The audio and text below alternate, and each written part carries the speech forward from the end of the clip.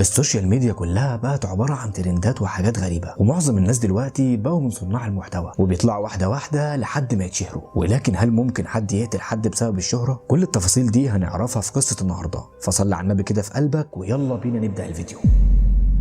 قصة النهاردة بتحكي عن بنت اسمها سامانثا وورفورد، والبنت دي كان نفسها تتشهر على اليوتيوب. سامانثا اتولدت سنة 1980 في ولاية تكساس في الولايات المتحدة الأمريكية، وكانت وقتها أكبر واحدة في اخواتها الثلاثة. ولما كبرت سامانثا كان نفسها تتجوز وتبقى أم زيها زي أي بنت، بس برضه كان مع حلمها إنها تتجوز وتخلف حلم تاني، وهي انها تبقى مشهوره على اليوتيوب وكل الناس تتكلم عنها. مع الوقت والايام كبرت سامانثا واتجوزت وهي عندها 19 سنه، وبعد ما اتجوزت خلفت طفلين وكانوا توأم. بس للاسف علاقتها مع جوزها انتهت بفتره قصيره بعد ما ولدت، وده كان بسبب مشاكل كتير بينهم. سامانثا وقتها ما كانش هاممها الموضوع بسبب انها حققت حلم من احلامها، وهي انها تتجوز وتخلف. المهم عاشت حياتها طبيعي والدنيا زي الفل، لحد ما في سنه 2008 تعرفت على واحد تاني اسمه إيرني إيبارا، وتعرفت عليه وقتها في محل وشم. كانت رايحه تعمل وشم وإيرني كان هناك، فشافها وتعرفوا على بعض. وبعدين إيرني اخذ رقم تليفونها وهي اخذت رقم تليفونه، وبداوا يرنوا على بعض والعلاقه اتطورت. وبعد فتره من العلاقه دي اتجوزوا وقرروا ان هم هيعيشوا مع بعض. إيرني كان مواليد 1985، وكان معروف بين الناس ان شخصيته رزينه وطيب جدا. بعد ما اتجوزوا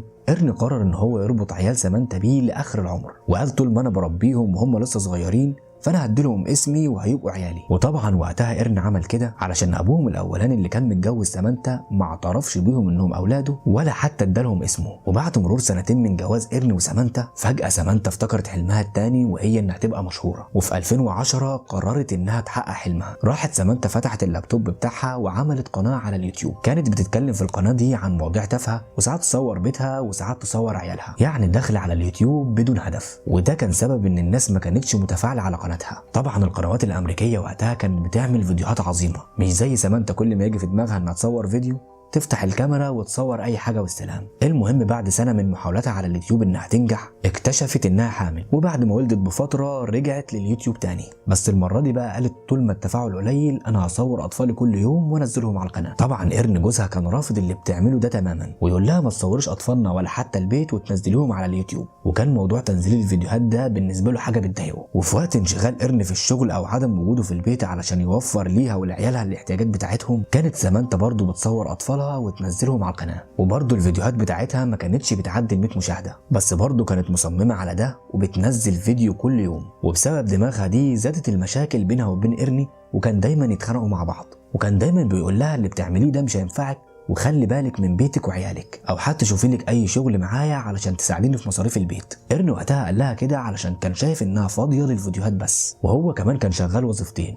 واحدة كانت الصبح وواحدة كانت بالليل. وطبعا إيرني كان بيعمل كل ده علشان يوفر احتياجات بيته. ساعتها لما قال لسامانثا تساعده وتدور على شغل، اتخانقت معاه ومحاولاته معاها فشلت في انها تشتغل او حتى تسيب اليوتيوب. فقرر إيرني في اللحظة دي انهم ينفصلوا وهو يسيب البيت ويمشي. بس برضه رغم الانفصال اللي بينهم ده كان بيبعت فلوس لسامانثا علشان تصرف عليها وعلى عيالها، وكان دايما بيقول ان العيال ملهاش ذنب في اللي بتعمله سامانثا. بعد فترة من انفصالهم سامانثا عملت حادث ورجلها اتكسرت وما كانتش عارفة تتحرك، وطبعا كان من الصعب عليها انها تاخد بالها من العيال ورجلها مكسورة، خصوصا ان وقتها كان عددهم 6، 2 من جوزها الاولاني و4 من إيرني. فإيرني علشان قلبه طيب قرر ان هو يرجع للبيت ويعيش مع سامانثا ويساعد عياله. وفي الفترة اللي كان موجود فيها إيرني في البيت العلاقة بتاعتهم اتحسنوا لدرجة انهم خلفوا طفل سابع. وفي 2013 العلاقة برضه رجعت سيئة تاني وحصل بينهم مشاكل، وده بعد ما زاد عدد الاطفال وزادت المسؤولية على إيرني. رجع إيرني للمرة التانية وقال لسامانثا تشتغل معاه وتساعده. فسامانثا وقتها قالت له انت كده بتجبرنا على الشغل وبتضيع حلم اللي انا نفسي اوصل ليه، وهي انها تبقى مشهوره. في الوقت ده سامانثا كدبت على اهلها وقالت لهم ان إيرني بيضربني جامد وبيعمل معايا مشاكل، وعلشان تثبت كلامها والكذب اللي بتقوله راحت سامانثا للشرطه وقدمت بلاغ في إيرني ضد العنف. وعلى الرغم من كل ده إيرني برضه ما سابهاش وفضل معاها وتحمل تصرفاتها الغريبه. وفي سنه 2015 سامانثا طلعت من البيت وراحت تزور واحده من صحابها علشان ولدت، وهي قاعده مع صاحبتها سامانثا قالت لها ان جوزها بيجبرها تشتغل، وقعدت تطلع في عيوب الدنيا. في الوقت اللي كانت بتحكي فيه سامانثا مع صاحبتها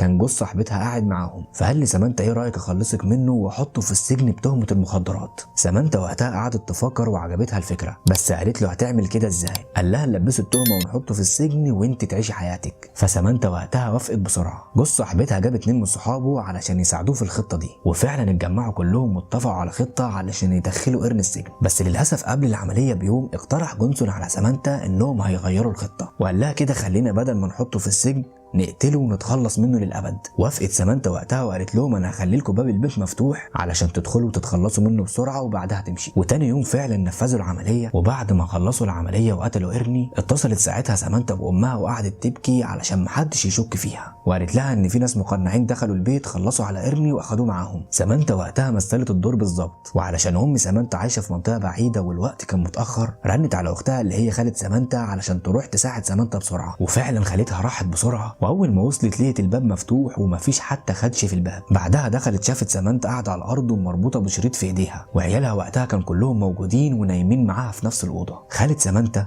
حست ان في حاجه غريبه ومش طبيعيه، وسالت سامانتا انت ازاي رنيت على امك وايدك كانت مربوطه؟ ساعتها سامانتا توترت في الكلام وقالت رنيت بمناخيري. ايوه هي قالت كده فعلا، انا مش بهزر. المهم خالتها عدت الموضوع بس ما كانتش مصدقه اللي بتقوله سامانتا. خالة سامانتا اتصلت بالشرطه بسرعه وجم وبداوا يحققوا في الجريمه، ولما حققت الشرطه في الجريمه اخذت بالها من الحاجات اللي خالة سامانتا اخدت بالها منها، وقالت ازاي برضو مجرمين زي كده يخشوا من غير ما حتى الباب يتخدش. اخدوا وقتها سامانتا لاسم الشرطه علشان يستجوبوها تاني، وقالوا يعني علشان تكون هديت شويه وتحكي الجريمه بالتفصيل. لما الشرطه اخدتها وقتها ما كانوش شاكين فيها، وسامانتا كانت قاعده عادي وماسكه تليفونها وهم بيعملوها بشكل طبيعي. وفي التحقيقات قالت سامانتا ان تليفون جوزها إرني موجود معاه. الشرطه قالت كويس، احنا كده ممكن نعرف مكان التليفون ونوصل لإرني. سامانتا لما سمعت الكلام ده اتصدمت وقامت بسرعه من مكانها وقالت لهم انا هعمل مكالمه تليفون لامي. بس بعد ما قامت اتصلت ساعتها بسرعه بجونسون شريكها في الجريمه، وقالت له بسرعه تخلص من تليفون إرني قبل ما يقبضوا عليك. الشرطه قعدت تحقق لتاني يوم وكانوا حاسين ان في حاجه غريبه في سامانتا. وفي التحقيقات الساعه 9 الصبح سامانتا غيرت اقوالها علشان حست انها تتكشف. سامانتا قالت لهم وقتها انا شاكه في ناس، فالشرطه قالت لها مين هم؟ فقالت اسم جونسون واصحابه وكانها ملهاش يد في الموضوع. الشرطه راحت بسرعه وقبضت على جونسون واصحابه، ولما مسكت الشرطه جونسون واصحابه اعترف بكل حاجه في الجريمه، وقال كمان ان سامانتا شريكه معاهم في الجريمه وهي اللي سابت لهم الباب مفتوح وهي اللي خططت لكل حاجه. طبعا سامانتا انكرت كل التهم وقالت انا ما عملتش حاجه، وجونسون بيعمل كده علشان يدخلني معاه في القضيه وخلاص. بس للاسف كل الادله كانت ضد سامانتا، لان الشرطه جابت كل الكاميرات اللي في السوق اللي جنب سامانتا وشافوا في الكاميرات دي ان سامانتا قعدت مع جونسون وبتخطط معاه. كمان الشرطه جابت تسجيلات المكالمات والرسائل ولقيوا رساله كانت بعتها سامانتا لجونسون، وبتقول له جونسون في الرساله دي ان يتخلص من إرني. وفي يوم 26 فبراير سنه 2015 تم القبض على سامانتا بشكل رسمي بسبب التحريض على القتل. وفي فبراير سنة 2015 تم الحكم النهائي على جميع المجرمين، وتم الحكم وقتها على سامانتا بالسجن 93 سنة، واتحكم على جونسون واحد تاني بالسجن لمدة 50 سنة، وده لأنهم اعترفوا بالجريمة. وبكده تكون نهاية القضية. لو عجبكم الفيديو ما تنسوش توصلوا لأكبر عدد من اللايكات علشان يظهر للناس، وكمان تشتركوا في القناة. أشوفكم في قضية تاني وفيديو جديد، والسلام عليكم.